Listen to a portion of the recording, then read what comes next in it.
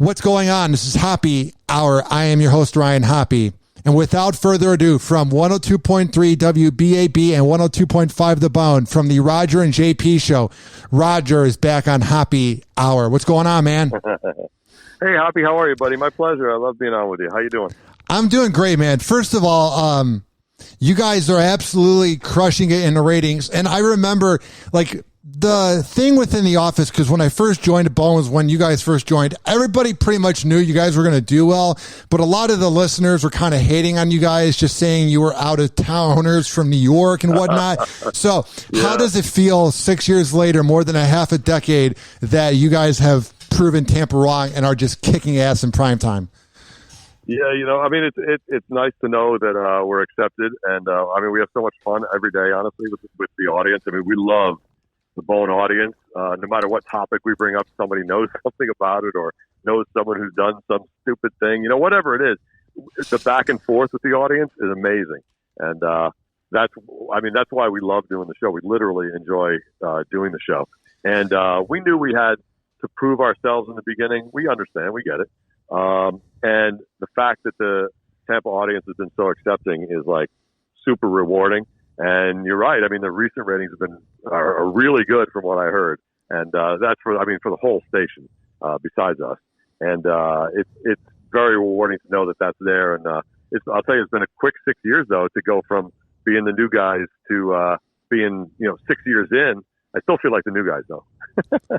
Yeah, because you have Drew, who's been in like Florida for 25 years, and then you got Kelta, who's been here since 1989. Did they give you any advice when you guys first came in about coming into the Tampa market, or John Brennan or whatnot? I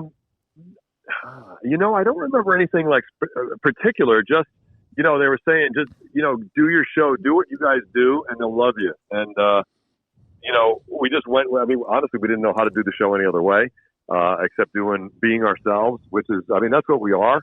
We don't try to play like roles or anything. It's just, this is who we are, and we mesh a certain way, and there's a certain chemistry, and that's what the show has always been. So they're like, just go do what you do and have a good time.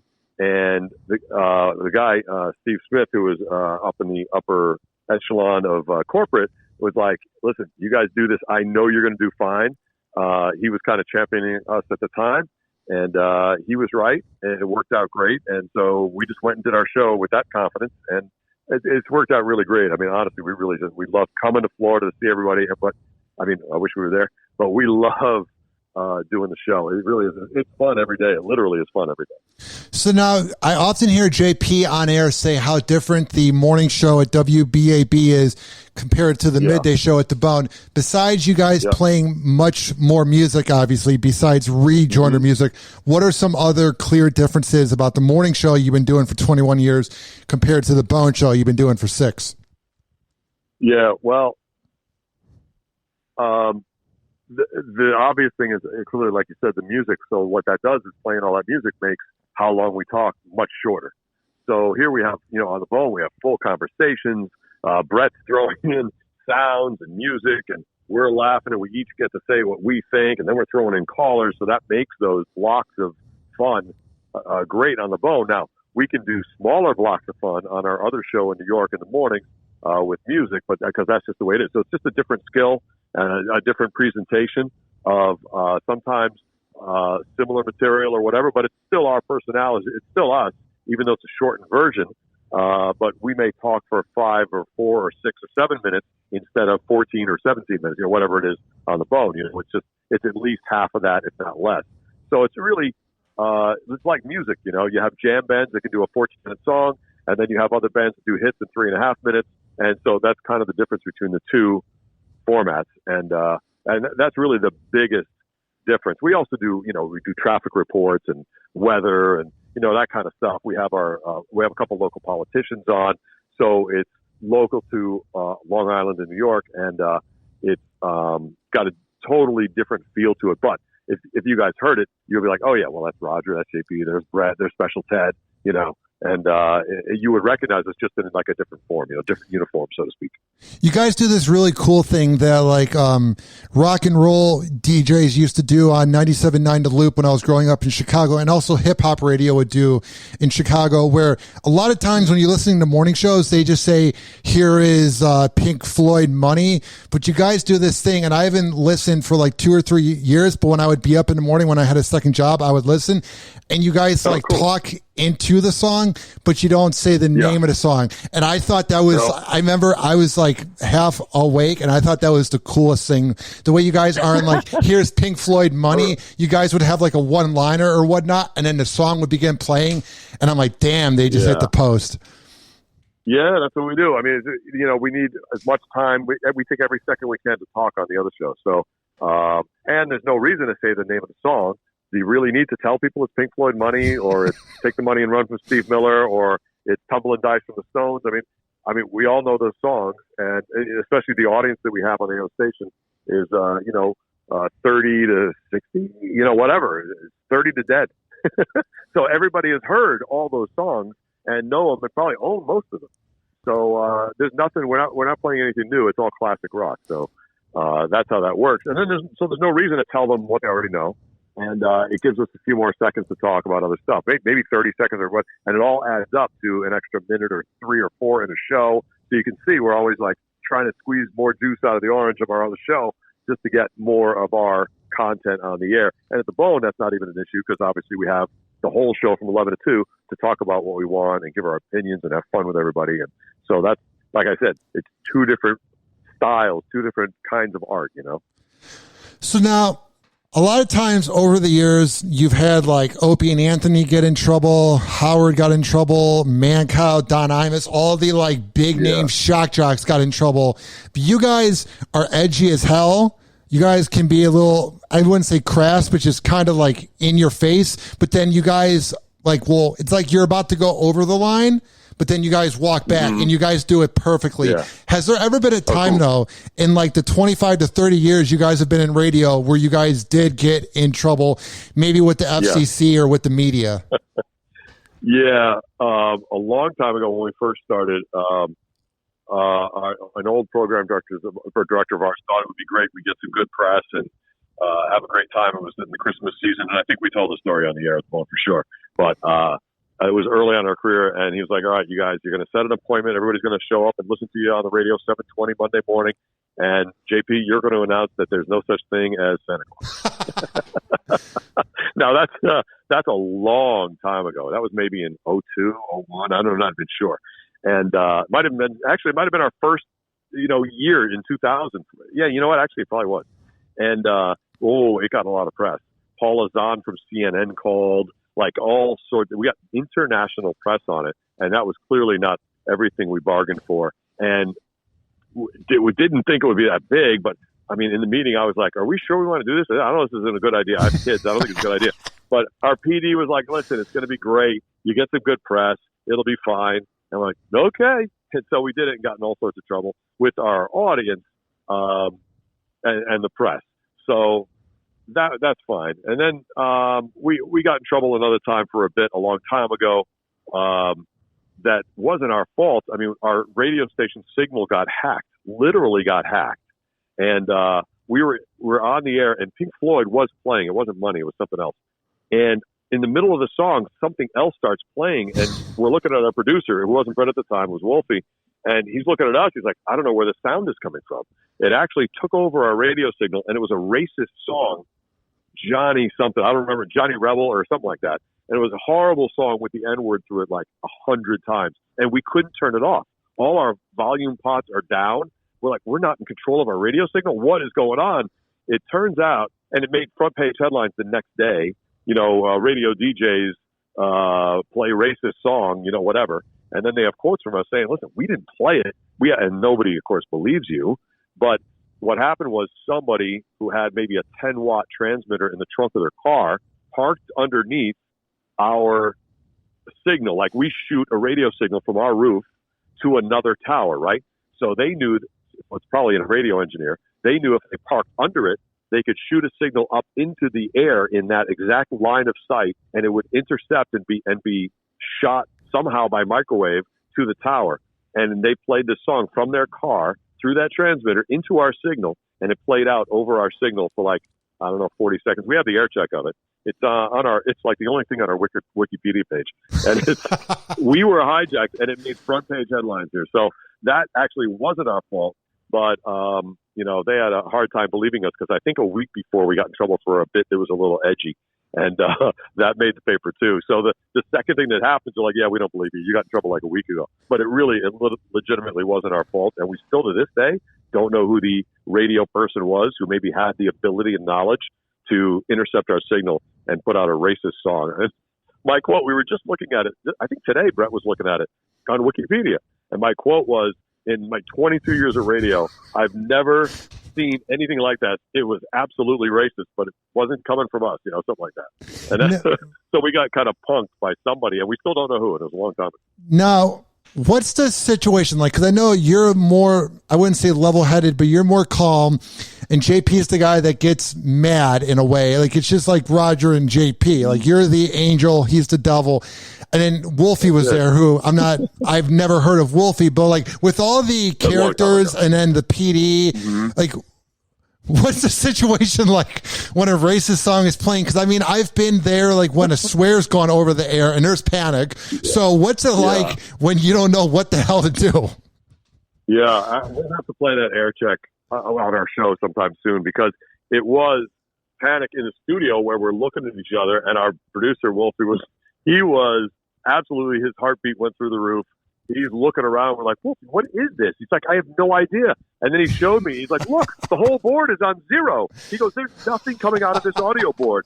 And we're like, how is this even possible? And it's playing, and we have no control. None. And then I'm hearing it. I'm like, this is not good. I said, the only thing we can do is turn off the transmitter or turn down the transmitter, So he lowered the power on the transmitter. And eventually the song ran out, and he had the power back up, I think. I think that's what we did. I don't know if there's anything else we could do. Like, again, it's out of our control, but that's like the only thing we could do. And I think that's what we did. And then eventually we came back, and I stumbled through, like, I don't know what that was. It was absolutely racist. We're sorry you heard it, but it didn't come from us, and we had no explanation like I do now. I had no idea. Our engineer had to explain it to us. So I forgot that happened. I've actually done like research on WBAB when I was bored. So I looked up the Johnny Rebel guy, and he died like 5 years ago. And he was like he was like a hometown hero in his like hometown. And the funny part was in the obituary, they go, he was known for such hits as, and they talked about the clean hits. They didn't talk about any of the racist songs. So in the obituary, they made him come off like a good guy. It was pretty laughable. Yeah. My impression of him is he did like Klan songs. I mean, it was bad. It was horribly racist stuff. People say things are racist now that never used to be. Listen, this was racist every day it was around, this song. There's no question this song and other stuff he did was racist. I mean, it just was. It's horrible stuff.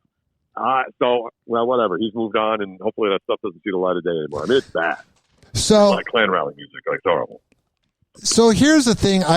You guys brought it up to me when I was talking radio with you when I first met you guys at the bar crawl 6 years ago, and you've talked about it on air, but I'm just fascinated by it because I grew up listening to Opie and Anthony. What was the moment like where you guys thought you were going to replace Don and Mike in New York, and then Opie and Anthony get caught with Sex for Sam? Because like obviously that was a blown opportunity and it must have hurt, but what's the feeling like where Sex for Sam happens and then you realize, we're probably not going to be going to WNEW?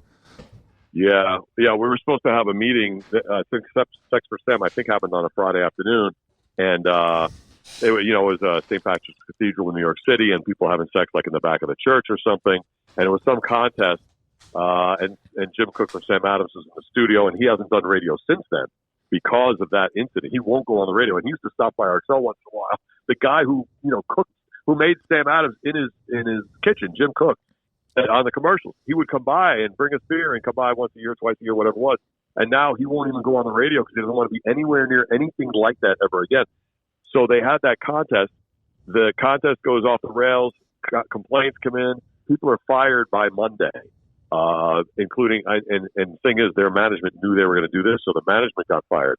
Every person that we were meeting with, that would be 3, got fired And so Monday we were supposed to have a meeting in the afternoon with WNAW, which was like the Bone at the time. This is early 2000s, and no, well, whatever year it was. Listen, it was an opportunity we were like salivating to have. This station was hot. O&A were in the afternoons and killing it. And we were going to be the guys who were on right before them because Opie worked at our station before that, and we know him and we know Anthony very well. And it would have been great because we work well together. But then all the guys got fired. We haven't supposed to have the meeting with, and what a horrible feeling to know that meeting may have led to that next amazing job that many years ago, and we would have had a whole different career. And of course, the format, I mean, after a while it went away, but it was because of events. Who knows what would have happened, but we did not get that job, and it was very depressing. For about 2 weeks, we were just like long faced, like, I can't believe this even happened to us. This is like the story of our career.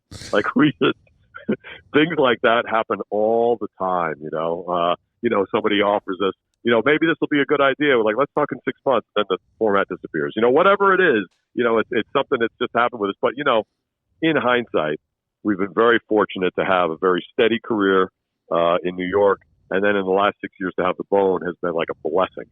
So like, it's great to be able to do two different kinds of shows and to have this career. We're very fortunate in this business right now to have two jobs and two shows when there's a lot of people in radio who don't have one show or who have a show that they hate. We love both our shows, and it's a great thing. We're very fortunate in the long run, but in the short run, that sucked.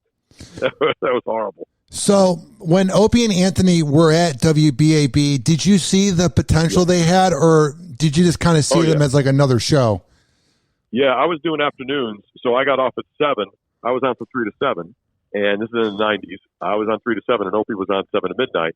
And Anthony was his listener, and Anthony would call in, and he was great. And then he would come in the studio and start doing stuff. And Opie knew. I mean, like the next day after Anthony was on the first time, he was like, he goes, this is the guy. He goes, I feel like I just met the girl I want to marry. He goes, that's how much I know this is the guy I just paired with. And, I mean, that was a great moment to be able to see that. And then I'll tell you what was surprising. They're great. At the time, they were very raw together. I mean, clearly they're professionals and became an amazing duo. Amazing. But at the time, you could see all the raw talent and potential. And then when they got the job at AAF in Worcester, Mass, it was surprising. Like, God, they got a job quick.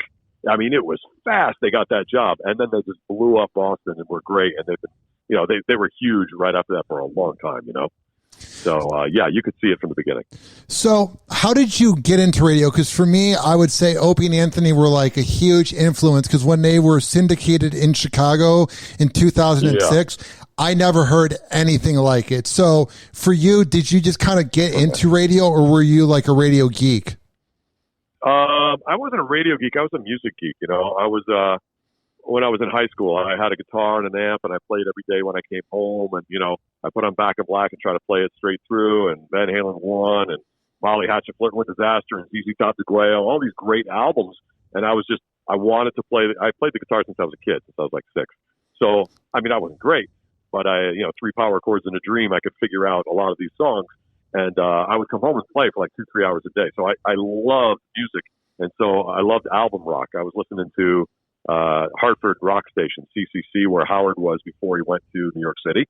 And I used to hear Howard on CCC way early in his career. And then I listened to HCN in Hartford, the competitor, and I just loved music. So I love listening to radio and music, and then my voice kind of changed a little bit. And a lady in a store said to me and my mom as we were checking out of the store, she's like, "Oh, you have a nice voice." I'm like, "Oh, okay." I was really embarrassed. I was a shy kid. I didn't know what she was talking about.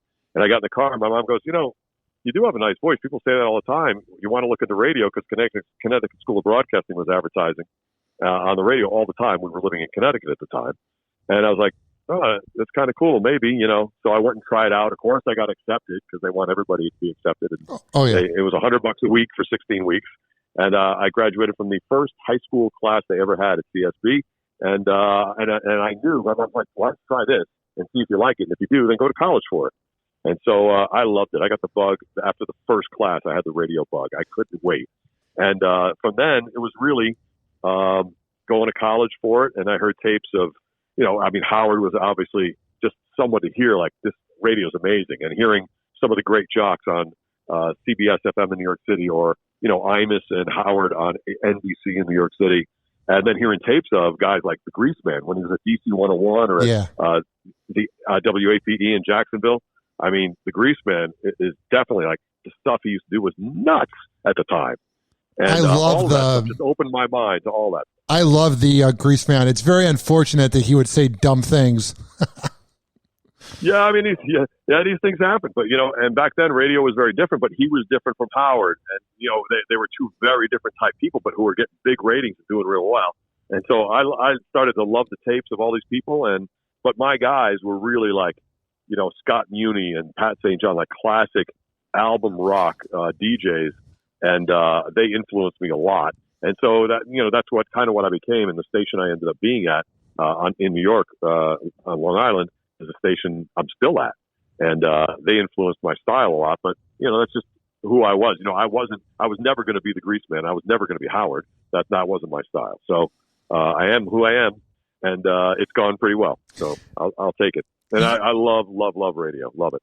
You should definitely be happy with it, because I went to ICB. It was like not related to CSB, but it was the same thing in Illinois. And it was, bro, when I tell you, it was the weirdest year of my life. So you had people that were 18 years old that should not have been there because they accepted everybody. And then there was a 7-year-old guy, and there were like people that were middle-aged. And I'll never forget, there was this guy who kind of had like your voice, but all he did was smoke cigarettes. So it sounded rough. And he was like, I'm here because I've been told I have a radio voice. And like none of them got jobs. And I'm like the only one that got like a legitimate job. Some of them are board ops in like DeKalb, Illinois. But it was so fascinating because like we had this one teacher named Rich Rennick, who was this Chicago guy who you had to hit the post. You had to hit the post. And then here I am wanting to do like a 14-minute talk segment because I love the bone in Illinois. And it's just funny. Like, I don't know if you had any classmates in your class, but you look at some of them and you're not trying to be cocky, but you're like, come on, bro. I don't think you should be here. Yeah. Yeah. In my high school class, I think one other guy got a job like at a small station in Massachusetts. And I'm pretty sure I went on and the rest of the field, I don't think really did anything. But in college is like a better test, when you look around you. I went to college with a few guys who really did very well, and went on to do, Mad Dog Radio on Sirius. My buddy Steve Torrey was my roommate. He's like Mad Dog's like program director or something. I don't know if he even knows if his voice is even on Mad Dog Radio, but he's been in there a long time, and he was in sports radio for the longest time. And he was a couple of years behind me. And then Brian Kilmeade on Fox News was there at the radio station the same time as me. And of course, he's probably the biggest person to come out of my college radio station. And there's other guys too who went on and did radio for a while, but most of them honestly are out of radio. This guy actually, Maimone, one of the engineers for Rush Limbaugh for decades. Rush just passing away made a lot of headlines, but he would say, Maimone, hit cut number 3, whatever. That was Mike Maimone. He was a senior when I was, I think, a sophomore and at my college, CW Post on Long Island. And so he was an ABC network engineer for a very long time, and it still is. And he's doing it probably 40 years. So it's cool to see all of us do some pretty cool stuff. But that's not out of my high school group, that's for sure. That was out of college. So. You know how when you listen to like Howard or Opie and Anthony in their prime, you can hear the greatness. I felt Absolutely. I felt the same thing with Rush Limbaugh. I just thought he was repulsive. It's so bizarre. Like the guy, man, did a one-man show, and like I didn't agree, and a lot of his opinions would get me mad. And I could only listen for like 5 minutes at a time, and I think I listened 10 times in my life. But goddamn, I don't think there's ever going to be somebody as polarizing as Rush Limbaugh. Like, you can say what you want. People were like glad he was dead, which I wasn't really cool with. But man, that guy was good at radio. Yeah, he was very good at radio, and his replays are still on now, where there's like hosts and they talk about what's going on now in politics or whatever. And they're like, here's what Rush said back in this time. Here's what he said about racism or, the southern border or whatever the topic is, right? And then they play highlights of him. It's been going on since he died. That is on 650 radio stations right now and still going. And there's going to be some stations that replace him with like a Dan Bongino or replace him with a local host or whatever it is. But for now, he's still running on over 600 radio stations. That is a lot, especially posthumously. That's a lot. And I hear it. I've heard it. And it's actually still good because what he said applies to things going on now. I just don't know how long that'll last, with the audience. Sometimes, you can get tired of it, or maybe it's what the audience wants and they'll listen to it for years. We'll see. It's interesting to see what goes on. That a guy who's dead could be getting ratings and be on 600 plus radio stations, and let's see how long it lasts. It's only been a couple of months. Let's see if it lasts a year and if it lasts longer than that. It'll be interesting to watch. I think Dan Bongino's going to bomb. I think he's good at what he does. Again, he's a good radio guy. I find him repulsive, but he's good at what he does. But I just don't know if that older generation is going to be down with him as the younger guy. You know what I mean? Yeah. Well, we'll see. I mean, let's see what happens. He just got some big money to do a show. Did. So let's see what goes on, and let's see where radio goes from here. There's a lot of this talk happening now that formats like the Bone, Tampa has a unique radio station. There are not, you can count them on one hand, the stations that are doing what the Bone is doing. And honestly, none of the other ones are doing it as well, I don't think, as the Bone. So there's talk, in the industry is starting to rattle about these hot talk stations. I don't know if that's not the right phrase for what the Bone does, for example. I think it is. But you think it is? I don't know. It's got to be called something else. But anyway, I've thought for 5-6 years, I've thought this is the format of the future. And I've been waiting, why isn't it catching fire? This is what people are going to want. This is the format. They've got news talk and sports talk and political talk. They've had all of that for 30 years. This is new and different and awesome. And outside of Tampa, a lot of people don't even know this exists. And I think this is the format that's going to be huge in the next couple of years. Well, so I look at some of the radio news accounts on Twitter. One is Radio Insight. It's this guy who posts articles, and he posts the ratings. And in Orlando, Real Radio 104.1 just put up huge ratings. And then he was even kind of saying that he was mentioning the Bone. And then funny, believe it or not, he mentioned WMMS, where Rover works in Cleveland, where I worked. And they're kind of hot talk because in the morning and afternoon, they got Shock Jock Radio. It's more Shock Jock up there than it is in Tampa. But what I'm saying is he was even kind of saying that there was a thing with WMMS in Cleveland, Real Radio, and then obviously the Bone with the huge ratings, that there should be something to it. I just think, Roger, it's got to be done right, because I just am afraid of cancel culture. Obviously, nobody at the Bone could be canceled because everybody does it right. But I just think it would need to be rolled out, and you'd have to have the right people. Yeah. Oh, absolutely. Of course. You just have to get the best shows with the best content that people love and people attach to and people want to be a part of. And that's the key to the whole thing. And that's what I love about it, is this is the format of the future because the audience is a part of it, not just on the phone, but on social media. Everybody can make comments during the show, in the Bone chat. There's Bone TV. There's so many elements to it. This is the perfect radio format for what's going on in the last, like I said, 6 years. I've been waiting for it to blow up and go everywhere. But for now, it's almost like, Tampa and a couple other cities' secrets. And now they're starting to take notice. So let's see if it, becomes a bigger thing. But, I mean, we've had it all along here in Tampa, so that's a good thing. So now, great. Before I let you go, where can people find both your morning show and your midday show? And where can they listen? Yeah. Well, of course, there's apps for both radio stations. If you, the Bone in Tampa, just search, in your app store, the Bone Tampa, and you'll see it right there. You can listen anytime you want, no matter where you are in the country. And then our show on Long Island is WBAB. That was in a call letters, 102.3. So if you look up Roger and JP Long Island, you'll see what the station is, and then search for that app as well. And that's the way you can do it if you're not in New York or Tampa. You can stream us anytime you want, and then if it's not the right time, both apps are by the same company. They're very similar. You'll find a Roger and JP section on each one of them, and you can listen to highlights, until you fall asleep. I mean, there's so many of them. You can listen for weeks of both stations. So feel free. Listen as much as you want. Listen to us live. Call us. Text us. Tweet us. Whatever you want to do. And be in touch with us, because we love having new listeners. And if you don't know the shows, either one of them, feel free to listen and like them, dislike them, whatever. But listen to one of the two. They're two, like I said, they're two very different shows. But we'll take it. Every new listener we can get, and every one of you listening even a little longer, we love it. It's really, this is what we love to do. That's why I've been doing it so long. Well, bro, it's been a lot of fun having you on the show. You guys are so much fun to work with, because I always know where I am with you guys. You guys are not passive aggressive. I think it's because you're from New York. I always know where I am with you, Brett, and JP. It's very easy to work with. I love it. Yeah, well, you're always in a good place on the topic. You're good. Keep working hard and keep doing what you do. And hopefully we'll see you actually in person sometime soon. But we haven't. Monica's on our show. We haven't seen Monica in over a year.